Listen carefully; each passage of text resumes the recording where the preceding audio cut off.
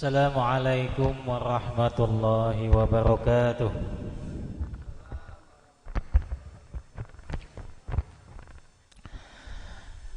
Bismillahirrahmanirrahim. Alhamdulillahilladzi waffaqa man yasha'u min ibadihi li adai afdhalit tha'at wa iktisabi akmalis sa'adat. Asyhadu an la ilaha illallah al-muttasifu bi jamilil kamalat wa asyhadu anna sayyidana wa maulana Muhammadan abduhu wa rasuluh afdhalul makhluqati sallallahu wasallam alaihi wa ala alihi wa ashabi al-anjumin nayyirat salatan wa salaman daimaini ma damatil ardu was samawat amma ba'd. Subhanakallahumma rabbana la ilma lana illa ma 'allamtana innaka antal alimul hakim wa tub 'alaina innaka antat tawwabur rahim wa taqabbal minna innaka antas samiul alim wa 'allimna min ladunka 'ilman nafi'a ya dzal jalali wal ikram. Allahumma iftah lana hikmataka wa anshur 'alaina rahmataka ya dzal jalali wal ikram. Hadirin sekalian, bapak-bapak, ibu-ibu yang dirahmati Allah Subhanahu wa taala. Ini malam ketujuh pertemuan kita ya. Malam rutinan malam Sabtu, kajian atau mutalaah kitab Kasyifatus Saja karya Syekh Nawawi Al-Bantani yang merupakan syarah atau penjelasan atau elaborasi dari kitab kecil ringkas namanya Safinatun Najah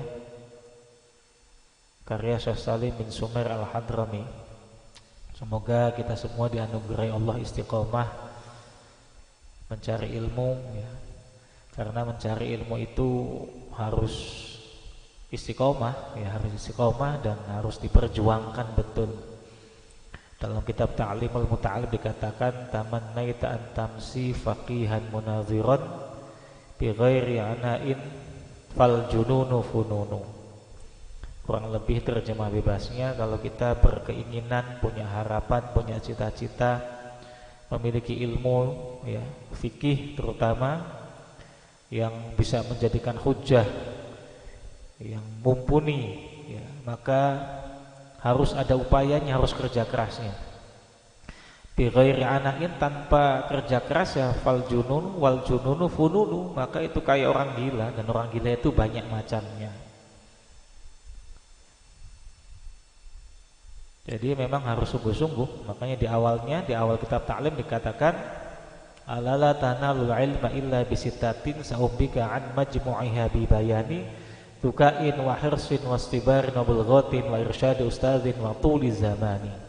Cara mendapatkan ilmu ada 6 ya, tukain wa hirsin. Pertama cerdas, kemudian semangat. Nah ini semangat ini ya, semangat, harus semangat karena memang banyak sekali godaannya, banyak sekali hal-hal yang lebih menarik daripada ngaji ya.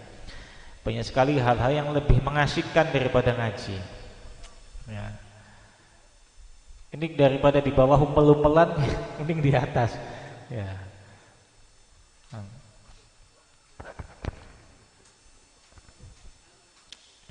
Nah, sebelum kita mulai, marilah kita terlebih dahulu berkirim hadiah Fatihah untuk mu'alif atau penyusun kitab ini. Semoga kita senantiasa mendapatkan ilmu yang manfaat dan berkah dalam kehidupan kita.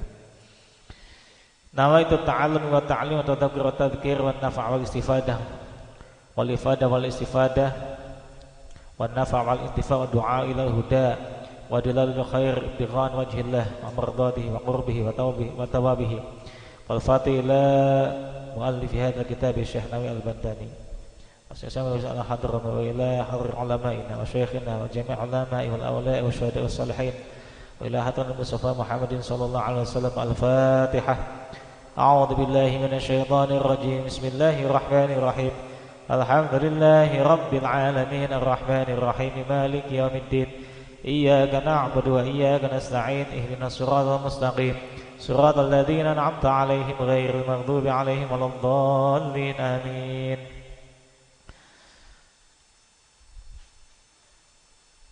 Itu kacangnya digelar, itu kacangnya tidak ini.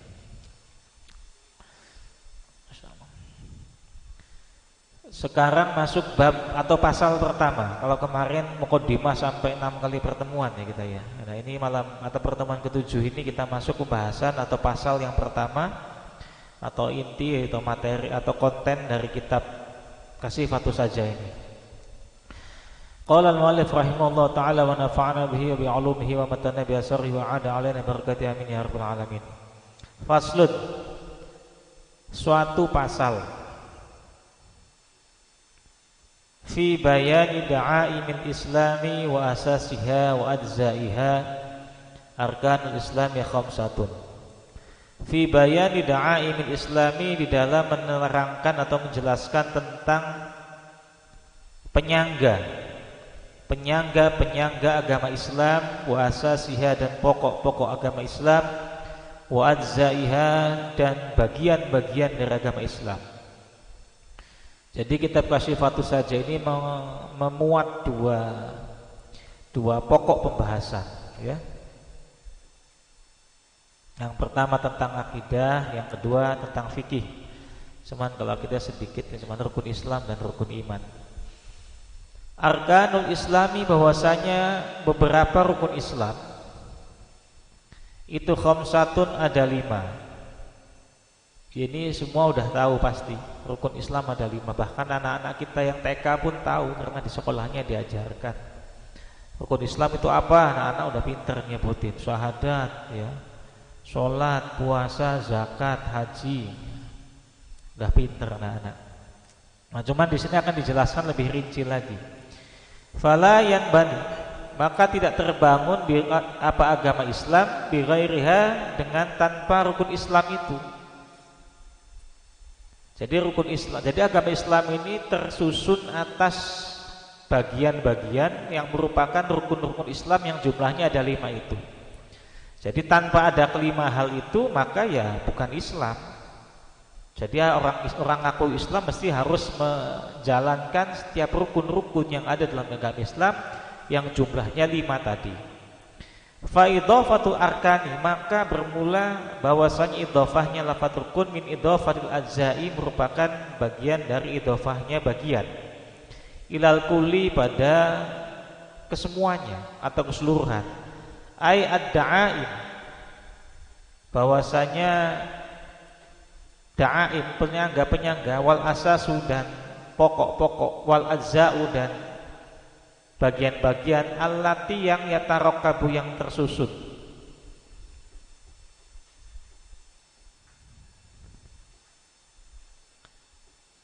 Al-Islamu, apa Islam, minha, dari susunan, dari tarakabul Islam. Itu khamsatun, jumlahnya ada 5. Fala yakunu, maka tidak ada. Itu min ghairiha, dari selain 5 tadi, selain 5 tadi. Qala, berkata siapa Al-Bajuri, Imam Al-Bajuri, Syekh Al-Bajuri, al-Islamu, bahwasanya Islam lughatan, secara bahasa, itu mutlaqul inqiyadhi, mutlaknya tunduk ya, ketundukan secara penuh. Ai sawa'un kana, sama saja, lil ahkami syar'iyyati, pada hukum-hukum syariat, auli ghairiha, atau selain hukum-hukum syariat.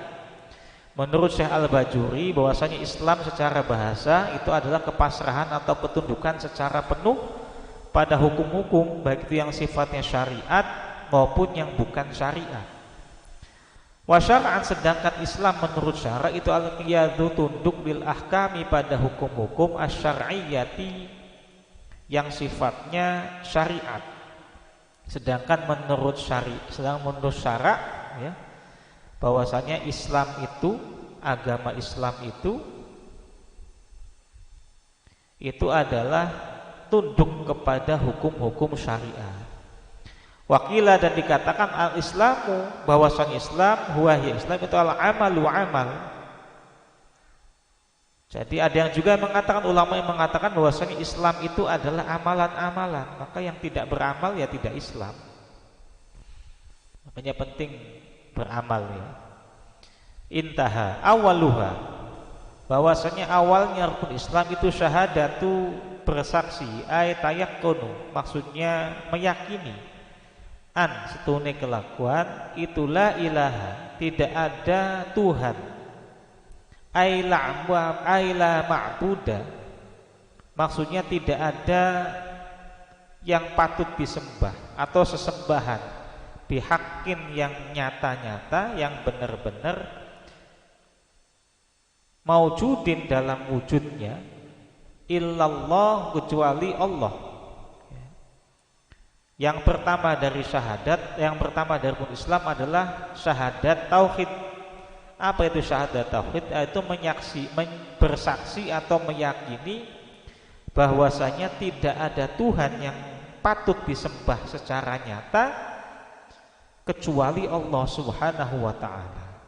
Wa huwa, dan Allah itu muttasifun, persifatan atau bersifat, bikulli kamalin, dengan setiap sifat-sifat yang sempurna, la nihayata, yang tidak ada batas, lahu, bagi Allah Subhanahu wa taala. Dan Allah itu memiliki sifat-sifat yang sangat sempurna, yang tidak ada batasnya. Wala ya'lamu, dan tidak mengetahui pada Allah, illa huwa, kecuali Allah. Wa munazzahun, dan suci siapa Allah, an kulli naqsin, dari segala sifat-sifat yang kurang. Wa munfaridun, dan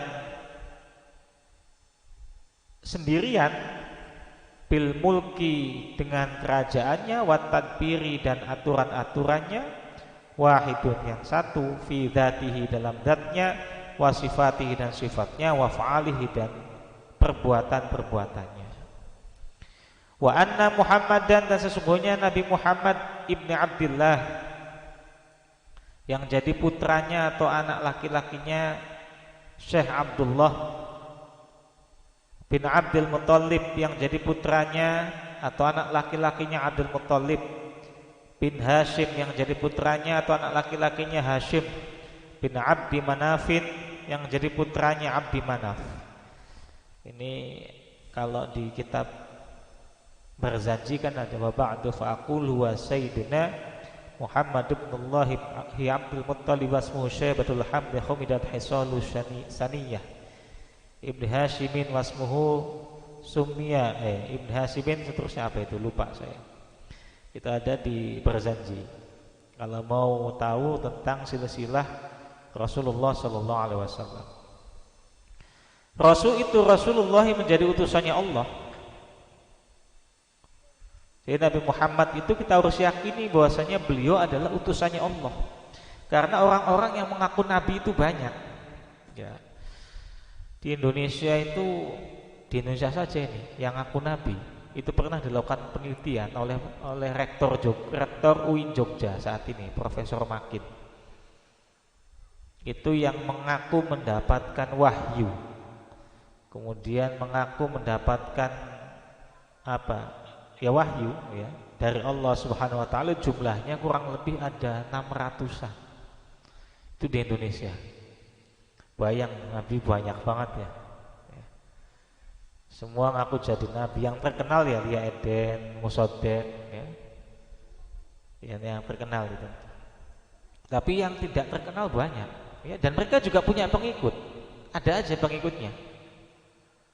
Jadi kalau jenengan pengen eksis punya pengikut yang ngaku aja jadi nabi, siapa tahu ada yang percaya gitu ya. Ada percaya. Ini baru di Indonesia loh, belum di negara lain. Di Arab itu banyak. Di Arab itu banyak. Ya sampai sekarang juga masih banyak orang yang mengaku menjadi nabi. Yang terakhir yang punya pengikut yang cukup besar ya, yang pengikutnya sangat banyak ya, tentu saja Mirza Ghulam Ahmad ya. Itu kemudian menjadi satu aliran tersendiri yang namanya Ahmadiyah. Meskipun menurut pengikut Ahmadiyah, Mirza Ghulam Ahmad itu tidak membawa syariat baru, tidak membawa syariat baru.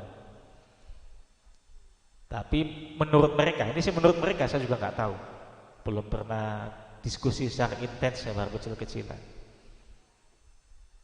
Hanya menyempurnakan syariatnya dari Muhammad. Ini menurut mereka. Jadi Mirza Ghulam Ahmad tidak membawa risalah syariat, ya hanya menerima wahyu, ya menerima wahyu, kemudian dalam wahyunya diperintahkan untuk menyempurnakan atau mengawal, ya menguatkan syariatnya Nabi Muhammad SAW. Jadi ya sama syariatnya Nabi Muhammad. Tapi yang problemnya ya karena mengaku menjadi nabi itu, ya adik-adik mainnya di sana aja, di bawah itu Fatan, Reza, ya dan teman-temannya di bawah, ya biar tidak mengganggu yang ngaji.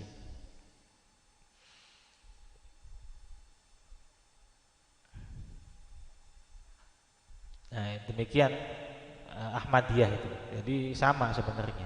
Ya problemnya karena bagi kita Nabi Muhammad adalah khatamin nabiyyin. Nabi yang terakhir, yang tidak ada nabi setelahnya. Cuman ketika ada yang mengaku nabi, nah ini jadi problem bagi umat Islam. Ya, bagi kita ketika ada orang yang mengaku menjadi nabi, ya sudah gugur keislamannya, udah nggak benar itu, udah nggak bisa seperti itu. Tapi ya kita ya bagaimana? Mereka punya keyakinan sendiri, dan kita nggak bisa memaksakan keyakinan mereka harus sama dengan keyakinan kita.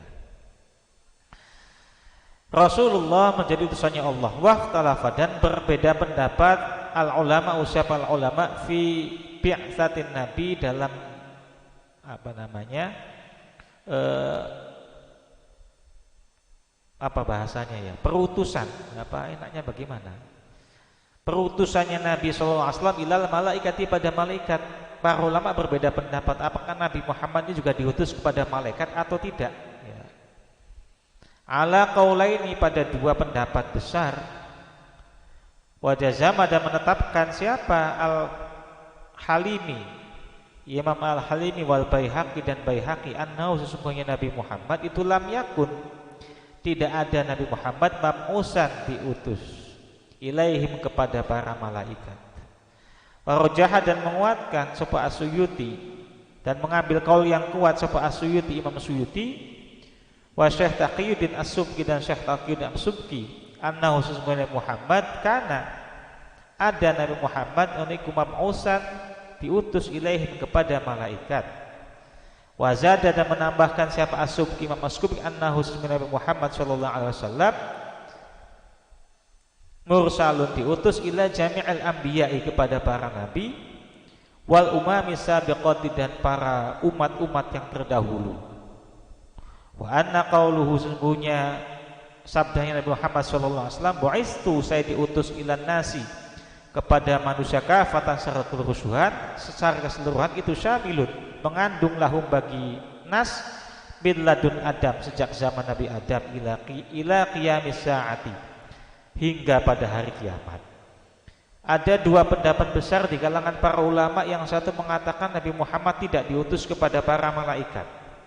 Ini kelompoknya Imam Suyuti dan Syekh Taqiyuddin As-Subki.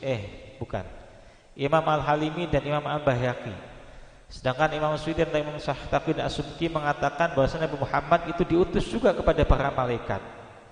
Bahkan As-Subki mengatakan bahwa Nabi Muhammad itu diutus kepada seluruh para nabi, ya, seluruh nabi-nabi. Karena Nabi Muhammad kan juga bertemu dengan nabi-nabi. Bahkan warajahu Al-Barizi, Imam Al-Barizi mengatakan Nabi Muhammad juga diutus kepada seluruh hayawan, ya, bahkan para hewan, wal jamadat, dan benda-benda keras, min romlin, setengah saking pasir, wahajarin, dan batu, wamadarin, dan lumpur. Bahkan menurut Al-Barizi tidak hanya kepada manusia, tidak hanya kepada seluruh umat nabi-nabi terdahulu. Makanya ini penting ketika kita meyakini bahwa Nabi Muhammad adalah diutus kepada seluruh umat manusia, bahkan kepada umat-umat nabi terdahulu, maka mestinya ini menjadi warning, ya, menjadi perhatian. Karena kalau sampai kita memeluk agama yang lain atau memegang risalah selain risalah Nabi Muhammad, maka itu termasuk suatu kesalahan atau kesesatan yang nyata. Yang berarti orang-orang non-muslim dalam keyakinan kita itu tersesat, karena Nabi Muhammad juga diutus, risalah Nabi Muhammad itu diutus kepada umat-umat Nabi yang terdahulu. Tidak hanya itu, bahkan kepada hewan, kepada benda-benda padat sekalipun seperti pasir, batu, dan lumpur. Ya, ini menurut Al-Barizi, sampai segitunya. Ya.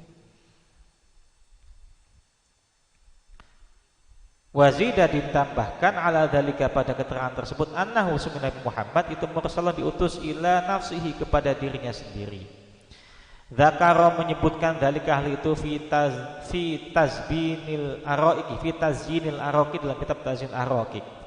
Qala bersabda siapa Nabi Muhammad sallallahu alaihi wasallam.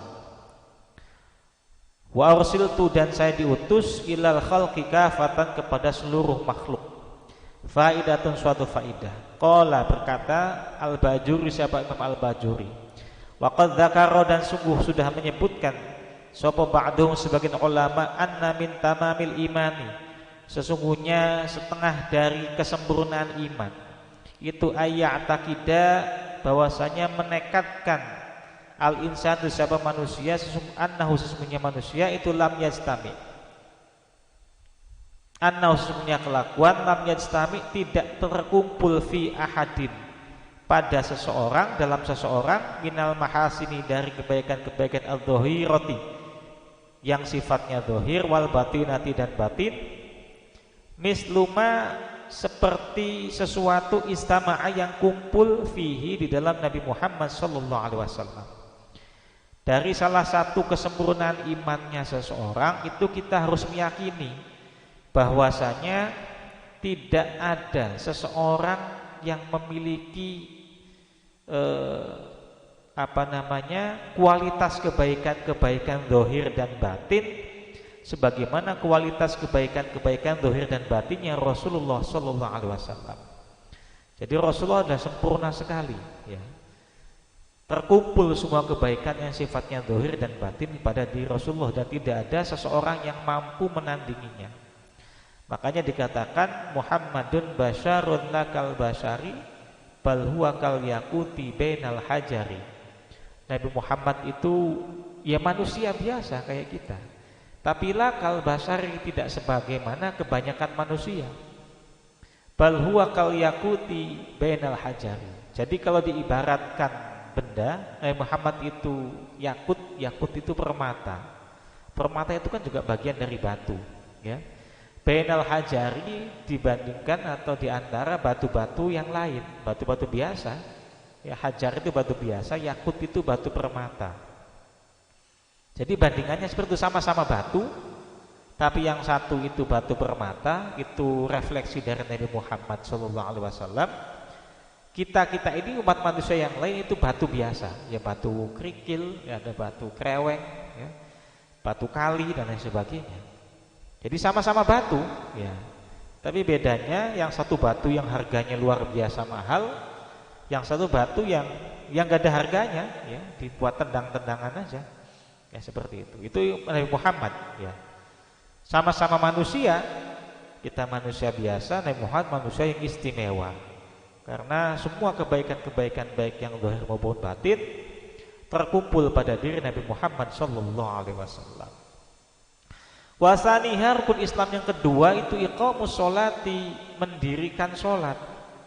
Wahia bahwasanya sholat itu afdalul ibadati, lebih utama-utamanya ibadah al-badaniyati yang sifatnya badaniyah, kang bongso badaniyah, al-zahirati yang zahir.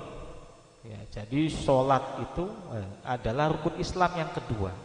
Mendirikan sholat, ya, rukun Islam yang kedua. Dan sholat adalah merupakan ibadah badaniyah yang paling utama, yang paling tinggi derajatnya. Wa ba'duha, dan setelahnya sholat, wa ba'daha, dan setelahnya sholat itu as-saumu, puasa. Jadi urutan-urutan kemuliaan derajatnya, yang pertama sholat, yang kedua puasa. Tsummal hajju, yang ketiga itu haji. Urutan-urutan derajatnya. Puasa, sholat paling tinggi, kemudian puasa, kemudian haji, tsumma zakatu, kemudian zakat. Itu yang terakhir. Jadi ibadah badaniyah kan hanya ada 4 itu. Sholat, haji, puasa, zakat. Ya.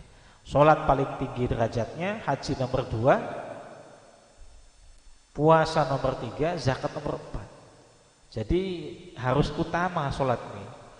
Haji itu meskipun mahal harganya, berapa sekarang harga haji itu? Masih 35 juta apa udah naik? Ya. Kalau daftarnya kalau pemerintah 25 juta. Ya. Setelah bayar 25 juta, baru dapat nomor antrian. Itu pun antriannya 20 tahun ya, di Bekasi itu. Insya Allah mau haji 20 tahun lagi. Gitu, Masya Allah berlomba-lomba. Saking banyaknya loh itu. Apalagi pasca pandemi ini nggak tahu tambah banyak kayaknya, tambah lama maksudnya. Ya, bisa jadi 25 tahun ya, 25 tahunan ya, nunggu antrian haji. Itu karena saking banyaknya orang yang pengen haji. Ya. Umroh itu kalau dibuka izin umroh, pelaksanaan umroh sekarang udah dibuka, cuman memang masih terbatas. Itu ngantrinya luar biasa. Umroh itu setiap saat itu ada aja orang umroh itu di Mekah itu. Itu banyak sekali. Dan kadang-kadang lucunya orang yang demen haji, demen umroh, sholatnya bolong-bolong. Ini kan lucu, padahal sholat itu lebih utama daripada haji. Mereka kalau udah umroh pengennya pulang dipanggil haji lagi, ya, lebih lucu lagi. Padahal cuma umroh pulang-pulang pengen dipanggil haji. Ya, kemana-mana Pak Haji, Bu Haji, baru umroh dia, ya, baru umroh, haji belum, ya, baru umroh. Banyak kayak gitu. Ya, terus ya nuwun sewu ya dari zahirnya saja sudah kelihatan loh kayak gitu. Iya. Pengen loh, bukan orang manggil tapi pengen. Kalau nggak dipanggil haji di undangannya itu dia nggak mau datang. Baru umroh doang. Insya Allah banyak yang kayak gitu. Padahal harusnya sholat ini yang paling utama. Ya, lebih penting sholat. Baru haji. Ya. Kalau sudah haji, umroh silakan. Makanya dulu saya pengen membuat program tabungan umroh, ya pengen saya jalankan sebenarnya, ya cuman ada beberapa kendala. Pengennya saya itu yang punya tabungan umroh itu daftar haji dulu, pemerintah, baru setelah bisa buat daftar haji dia umroh lah. Yang penting kewajibannya ini kan dipenuhi, setelah itu umroh. Tapi juga melihat situasi dan kondisi, karena tidak kadang-kadang usia juga kan, karena sekarang daftar haji misalnya 20 tahun, orang usianya sudah 60 tahun misalnya kan. Oh, iya kalau dia dapat usia 80-an ya kan. Atau usia udah 50 misalnya, terhaji kan 20 tahun ya kalau dapat usia 70. Makanya sekarang saya longgarin. Ya kalau mau umroh duluan yang unggul lah daripada nanti nggak dapat usia ya kan. Takutnya demikian yang antisipasi, tapi tetap diniati untuk bisa haji. Untuk bisa haji. Nah baru itu setelah itu puasa, ya, puasa Ramadan tentu saja. Kemudian setelah itu baru zakat.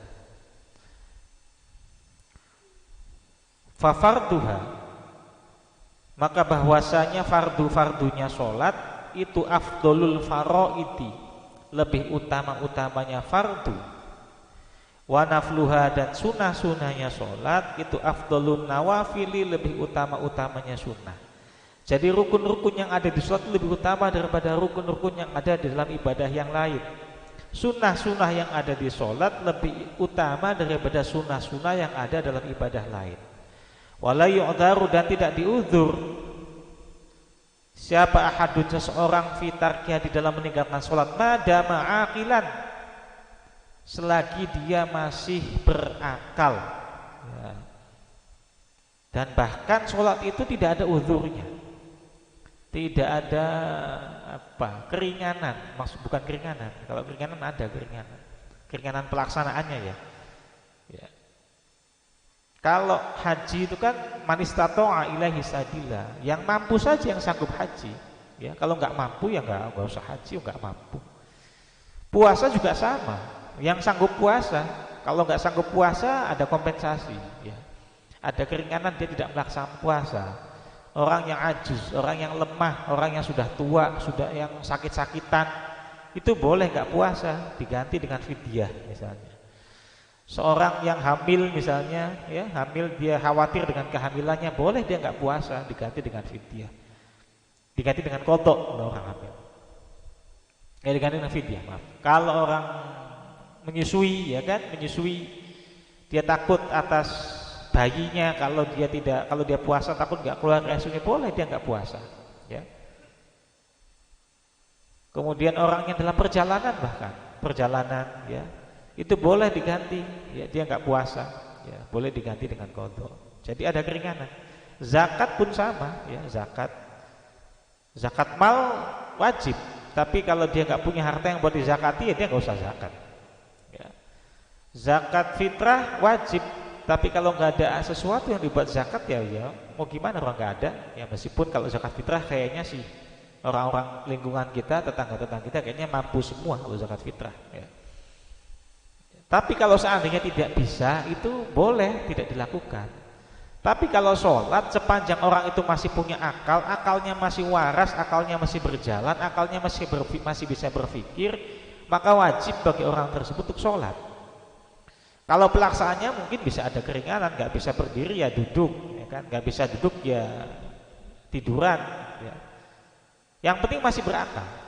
Nggak bisa berdiri, katanya wah nggak bisa, udah payah, sakit, masih bisa mikir nggak bisa, sadar nggak sadar, ya udah duduk.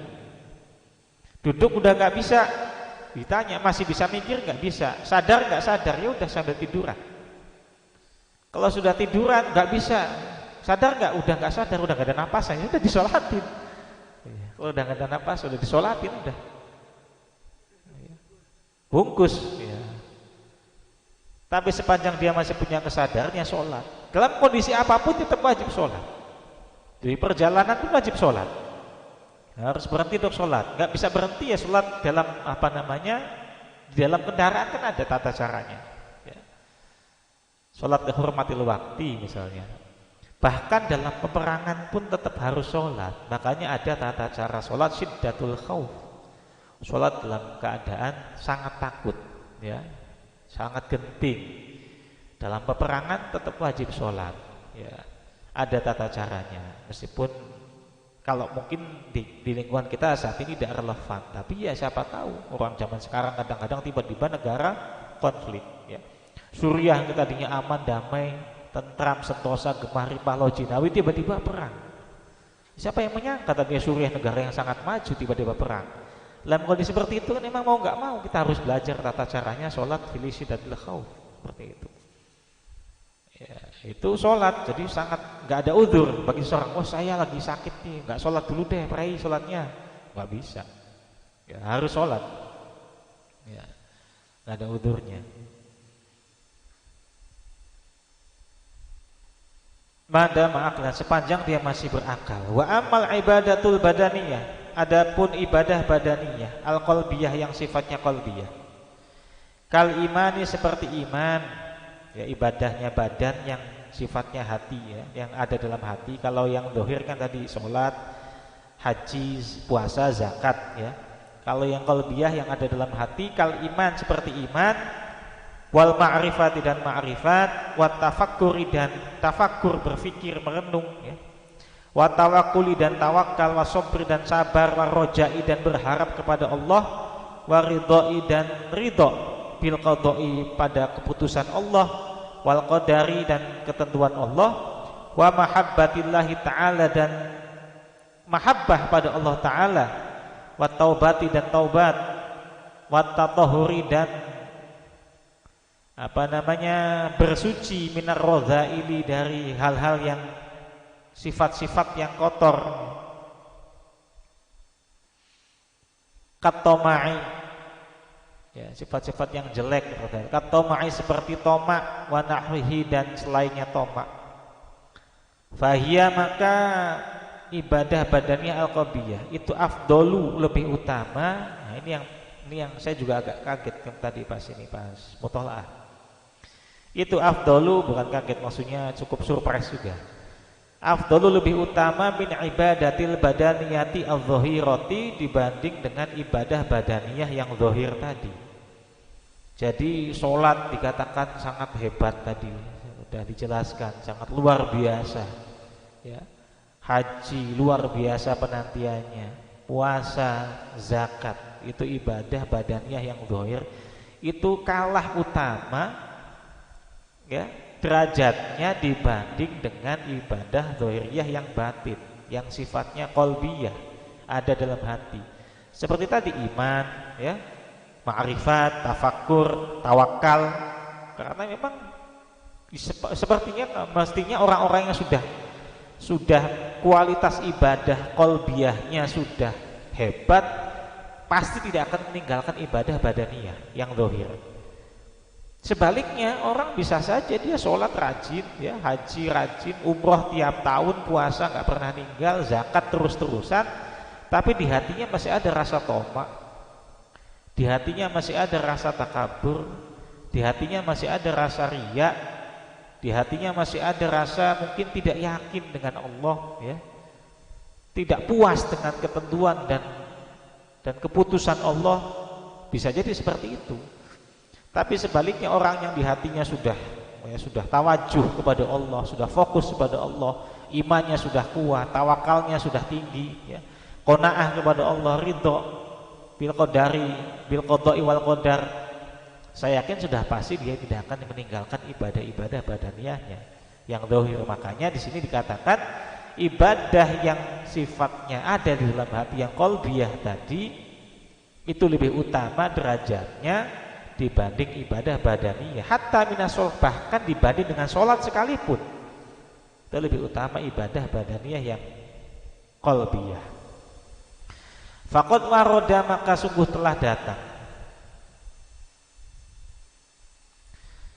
dalam sebuah hadis, tafakkaru sa'atan afdalu min ibadati sittina sanatan. Tafakkur, ya, berpikir merenung sa'atan, sesaat itu afdalu, lebih utama, min ibadati sittina sanatan, dibandingkan ibadah selama 60 tahun. Jadi kita merenung, ya, merenung pagi-pagi, merenung, ya, di bawah pohon mangga atau di saung gitu kan, sendirian merenung aja, ngelamun, ya. Bukan ngelamun ding, beda sama ngelamun ini, ditemani kopi, itu lebih utama dibanding ibadah 60 tahun namanya, ya, Masya Allah, ini timbang merenung doang, timbang mikir doang, udah gitu enak lagi, ada kopinya, ada gorengannya, Masya Allah, nongkrong gitu ya.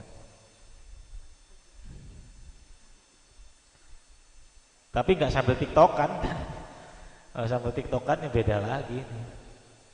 Wa afdalu al-jami'i al-imanu. Dan yang bahwasanya yang paling utama dari semuanya itu iman, ya, iman yang paling utama. Karena tanpa iman ya percuma, nggak ada apa-apanya. Faidatun, suatu faidah. Qala, berkata jumhurul ulama, siapa jumhurul ulama? Anna tafakkura, sesungguhnya tafakkur, berfikir, itu ala khamsati aujuhin, atas 5 arah, ya, 5 konteks. Imma fi ayatillahi, ada kalanya berfikir itu tentang atau dalam berfikir memikirkan tentang ayat-ayat Allah, ya.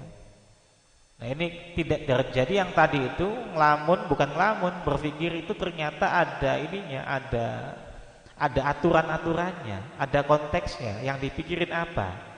Nah kata para ulama ini ada 5 hal, ya, tentang bagaimana seseorang berfikir yang sekiranya dengan berfikirnya yang sesaat itu dia lebih utama daripada ibadah 60 tahun. Mikirin apa sih, ya, yang utamanya lebih hebat daripada 60 tahun ibadah? Yang pertama ada kalanya dia mikir tentang ayat-ayat Allah, ya. Mikirin tentang ayat-ayat Allah, mikirin tentang tanda-tanda kebesaran Allah, mikirin tentang penciptaan, tanda-tanda penciptaannya Allah. Nah ini dipikirin semuanya, ya. Nongkrong di bawah pohon, kemudian lihat pohon yang tadi, mikir pohon tadinya kecil kok bisa gede, kemudian darinya bisa kemudian keluar atau berbuah, ya, buah-buahan yang luar biasa. Daunnya kok bisa berwarna hijau, siapa yang ngecat? Buahnya kok bisa manis, siapa yang ngasih gula? Itu dipikirin semua, ya. Oh ternyata bumi ini ternyata banyak sekali kehebatan-kehebatan yang ada di dalamnya. Itu dipikirin semua, itu tentang ayat-ayat Allah, itu tanda-tanda keberadaan Allah. Maka dalam Al-Quran juga dikatakan sanurihim ayatina fil afaq wa fi anfusihim hatta yatabayyana lahu annahul haq. Telah aku tunjukkan tanda-tanda kebesaranku di alam semesta, kata Allah SWT. Wa fi anfusihim, bahkan juga di dalam diri kita sendiri.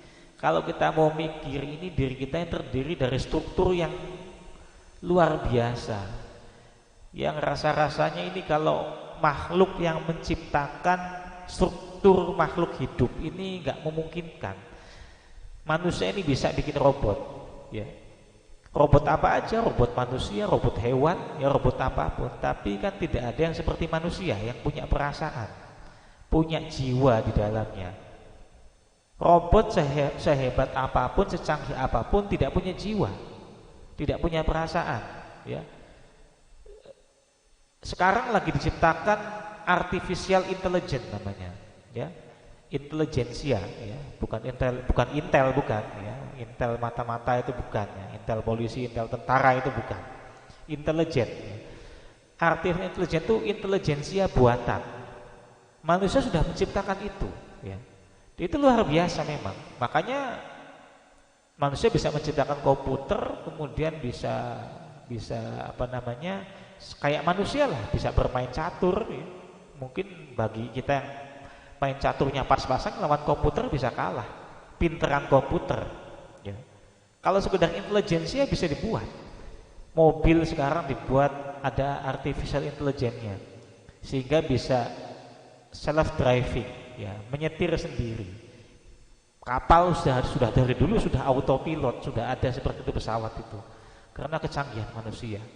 Kalau yang sifatnya seperti itu mungkin masih bisa, tapi jiwanya tidak ada, tetap nggak punya jiwa. Robot itu nggak punya perasaan. Yang bisa membuat perasaannya hanya suatu zat yang memang maha luar biasa.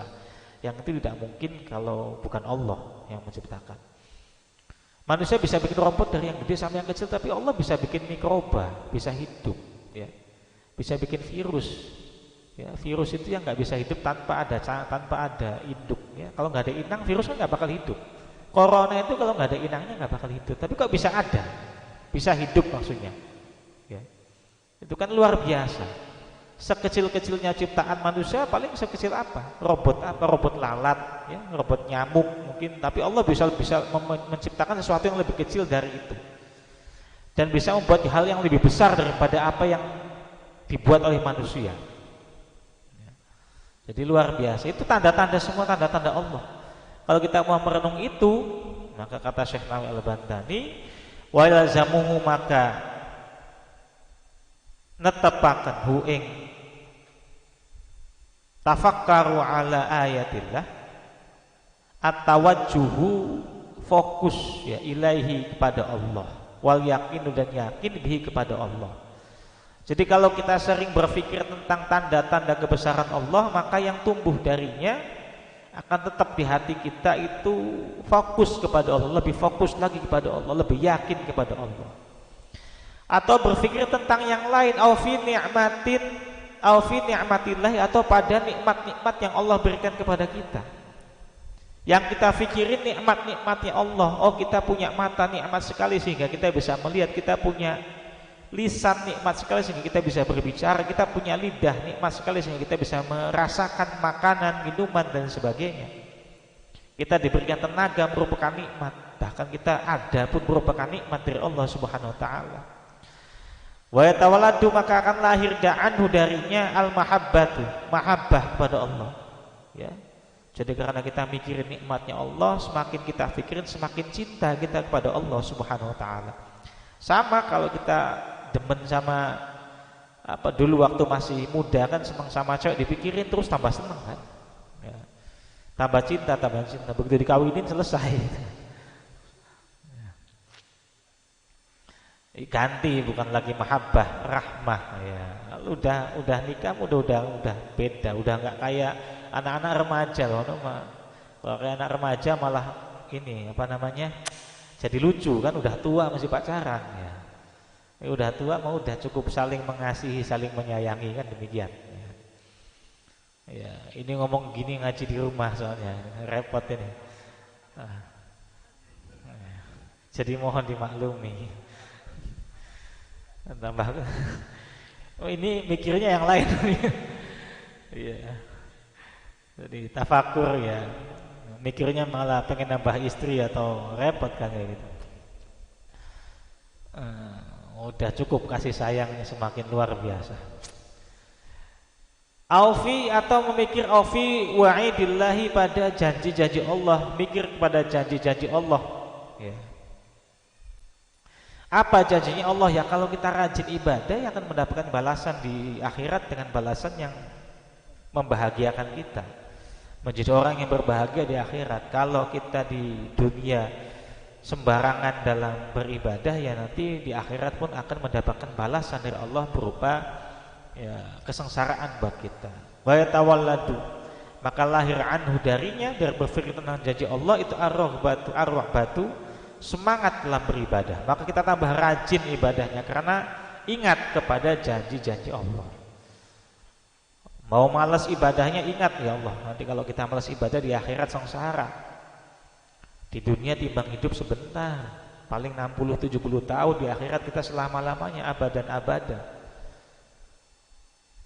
Sayang kalau di dunia yang sebenar ini menjadikan kita di akhirat sengsara ya. Maka itu akan semakin semangat. Kalau kita ingat berpikir tentang janji Allah, maka kita ibadah akan tambah semangat ya. Ibadah akan tambah giat. Karena takut ya, takut dan mengharap, takut ancaman Allah dan mengharap kepada kemurahan Allah. Aufi wa'idillahi. Kalau tadi wa'dillahi, maaf. Tadi wa'dillahi janji Allah, sekarang wa'idillahi pada ancaman Allah. Kalau tadi wa'dillah itu janji Allah, kalau ini wa'idillahi ancaman Allah. Kalau janji Allah itu pada hal-hal yang menyenangkan, kalau wa'idillahi pada hal-hal yang menakutkan. Jadi kalau kita meninggalkan ibadah takut pada ancaman Allah. Wa yatawalladu, dan lahir anhu darinya, dari berpikir tentang ancaman Allah itu ar-rahbatu, takut ya, takut kepada Allah. Takut nanti di akhirat disiksa sama Allah. Fi taksirin nafsi, atau berpikir tentang kekurangannya diri sendiri, fi ta'ati, anit ta'ati, dari berbuat taat. Ya, kita berpikir tentang diri kita sendiri ya, tentang kekurangan yang ada pada diri kita sendiri. Ya Allah, saya ini hidup setiap hari kok gini-gini amat, 24 jam sehari ingatnya kepada Allah kok cuma pas sholat saja, selebihnya kok banyak lupanya. Selalu kita ingat seperti itu. Maka wa yatawalladu, maka lahir anhu darinya, dari berpikir tentang kekurangan diri ini, al-haya'u, malu kepada Allah.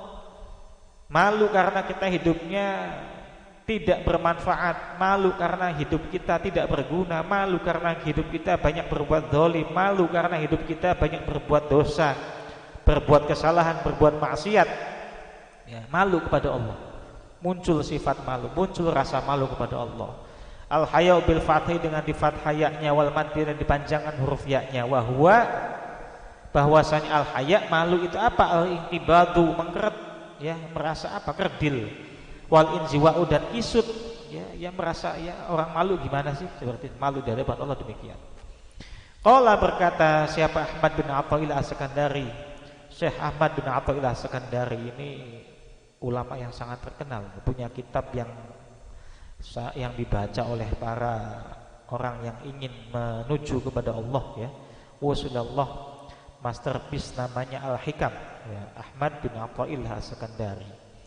Kata Syekh Ahmad bin Athaillah As-Sakandari, apa kata beliau? Min alamati mautil qalbi, bahwasanya setengah dari tanda-tanda hati kita mati, setengah dari tanda-tanda matinya hati itu adamul khuzni, tidak adanya rasa sedih, tidak adanya rasa susah, alama atas sesuatu fataka yang kau tinggalkan, minat ta'ati, dari ketaatan, watarkin nadmi, dan tidak adanya sesal, tidak adanya penyesalan, alama atas sesuatu fa'alta, yang engkau lakukan hu padama, min wujudi zalati, dari adanya perbuatan dosa. Masya Allah, ini kata Syekh Ibnu Athaillah As-Sakandari, bahwasanya tanda hati kita sudah mati, salah satu cirinya adalah kalau kita meninggalkan ketaatan kok tidak ada sedih-sedihnya, ya. Sholatnya ditinggalin kok nggak ada sedih-sedihnya, ya. Nggak sholat kok nggak sedih, nggak puasa kok nggak sedih, nggak zakat kok nggak sedih, ya. Atau nggak berbuat baik kok nggak sedih, ya. Nggak belajar kok nggak sedih, nggak ngaji kok nggak sedih. Itu salah satu tanda bahwasanya hati kita sudah mati, ya. Atau kalau kita berbuat dosa nggak ada penyesalan, ya. Berbuat dosa, ya dosa apapun, baik dosa yang zahir maupun dosa yang batin, kok nggak ada rasa sesal, ya. Habis dosa kok nggak ada sesal-sesalnya. Itu bukti atau tanda bahwasanya hati kita sudah mati. Dan masya Allah, ya, semoga kita dihindarkan dari hal-hal yang demikian, ya. Wal'iyadzubillah, ya. Semoga hati kita dihidupkan oleh Allah Subhanahu wa taala, ya. Wa qala aidan, dan berkata Syekh Abdul Sakandari kembali, al-huznu, bahwasanya sedih itu ala fuqdanit ta'ati, pada sepinya berbuat taat, fil hali, di dalam keadaan tingkah, ma'adamin nuhudi, beserta tidak adanya bangkit, ya, ais atau semangat, ail irtifai, maksudnya naik atau bangkit atau semangat, ilaiha, pada amal, fil mustaqbali, di masa yang akan datang, itu min alamatil irtirari, merupakan setengah dari tandanya kita tertipu oleh setan. Kata saya Ibnu Sakandari kembali bahwasanya sedih doang nih, sedih bahwasanya kita tidak berbuat taat, ya. Tadi kan dikatakan tanda-tanda matinya hati itu sedih kalau kita meninggalkan ketaatan, atau tidak ada sesal kalau berbuat dosa. Nah, tapi kata Syekh Ibnu Sakandari lagi, sedih tidak berbuat taat, ya. Kita ninggalin sholat nih, kemudian sedih, ya. Ninggalin puasa, kemudian sedih. Berbuat dosa, kemudian sedih, bahkan menyesal. Tapi tidak ada rasa bangkit di hati kita. Nuhud itu bangkit, nahdoh itu bangkit, nahdlatul ulama itu kebangkitan ulama, Nahdlatul Waton kebangkitan bangsa. Jadi agak rancu, di NTB ada ormas namanya Nahdlatul Waton, ya, NW panjangannya. Tapi ada partai namanya Kebangkitan Bangsa. Itu sama sebenarnya, cuman beda bahasa aja, yang satu bahasa Arab, satu bahasa Indonesia. Tapi yang satu ormas, yang satu partai, ya. Harusnya ya nggak gitu, yang sama. Harusnya nggak boleh sama Kemenkumham nama yang sama itu soalnya, ya. Maksudnya PKB-nya nggak boleh, ya. Karena NW duluan, Nahdlatul Waton itu sama berdirinya ya nggak jauh beda lah sama Nahdlatul Ulama, ya, tahun 1920-an. Jadi nuhud, kalau sesal doang, sedih doang, tanpa di hati kita ada rasa ingin bangkit, ya, untuk melakukan ketaatan, untuk menghindarkan diri dari dosa di masa yang akan datang, ya, maka itu termasuk kita tertipu oleh setan, ya. Wah sedih, wah kemarin lupa nggak sholat, ya, kemarin pasti jalan males banget mau sholat, tanggung amat lagi rapat, ya, sedih nggak sholat. Tapi ya nggak ada niatan untuk bahwasanya ke depan hal itu tidak diulangi lagi, ya, ke depan harus lebih baik lagi, nggak ada niatan seperti itu sama aja bohong, ya. Itu kata Syekh Athaillah Sakandari, itu orang tersebut tertipu dengan setan, ya, karena sesal tiada guna, ya. Sedih juga tidak ada manfaatnya, percuma. Kalau memang dia benar-benar sedih, kalau dia memang benar-benar menyesal, ya mestinya dia punya niatan yang lebih baik ke depannya, ya. Kalau dia memang benar-benar tidak ingin berbuat kesalahan yang sama, taubatnya harus taubatan nasuha. Taubatan nasuha itu tobat secara serius dan punya niat di hatinya agar kedepannya tidak akan mengulangi perbuatan yang sama. Itu namanya taubatan nasuha. Ini yang dimaksud seseorang tersebut tidak tertipu oleh setan, ya. Meskipun ya kalau nanti di tengah jalan kemudian terperosok kepada dosa yang lain, ya itu namanya manusia ya. Kadang-kadang ya khilaf, ya kadang-kadang ya alpa, kadang-kadang ya memang tergelincir atau terayu bujuk rayu setan, ya, terayu bujuk rayu teman, ya. Akhirnya berbuat dosa, ya memang manusiawi seperti itu. Namanya al-insanu makhalul khata' wa nisyan. Manusia itu tempatnya salah dan lupa. Makanya Allah, innallaha yuhibbut tawwabin wa yuhibbul mutatahhirin. Allah itu senang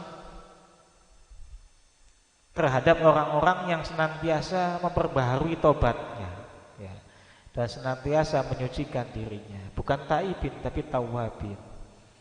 Karena memang manusia tempatnya salah dan dosa, ya. Orang jangankan kita, ya, Nabi Adam aja dirayu setan itu terpengaruh kok, ya. Apalagi kita bukan nabi. Nabi Adam kan digoda setan makan buah khuldi. Ya meskipun itu versinya macam-macam ya. Karena pada saat itu setan itu menggunakan sumpah ya. Wallahi ya. Dan Nabi Adam masih polos. Mikirnya masa sih orang yang menggunakan nama Allah ya. Dia bersumpah atas nama Allah kemudian kok berbohong. Ya. Itu kan bagi Nabi Adam yang polos itu nggak mungkin. Allah itu terlalu agung, terlalu mulia untuk dibuat main-main, ya, untuk sumpah-sumpahan yang bohong-bohongan. Maka Nabi Adam akhirnya percaya karena setan menggunakan nama Allah dalam sumpahnya. Nah, tapi sekarang manusia pun udah demikian. Kadang-kadang wallahi saya demi Allah, ya. Itu saya sudah melakukan itu demi Allah, ya. Tapi ternyata dia bohong. Demi Allah saya tidak nyolong, ya. Demi Allah saya tidak maling, saya cuma korupsi doang. Ya sama aja seperti itu. Kita pun ya mungkin sudah pernah melakukan hal itu, ya. Manusia, insya Allah ya. Sering kadang-kadang kelakuannya melebihi setan sampai setannya kaget, loh kok bisa kayak gitu manusia, saya aja kagak katanya kan. Ya manusia itu dosa-dosanya zaman sekarang tuh tambah aneh-aneh, ya kan. Ada apa namanya korupsi itu nggak kira-kira ya, korupsi kok triliunan itu kan buat makan orang se-Indonesia cukup ya.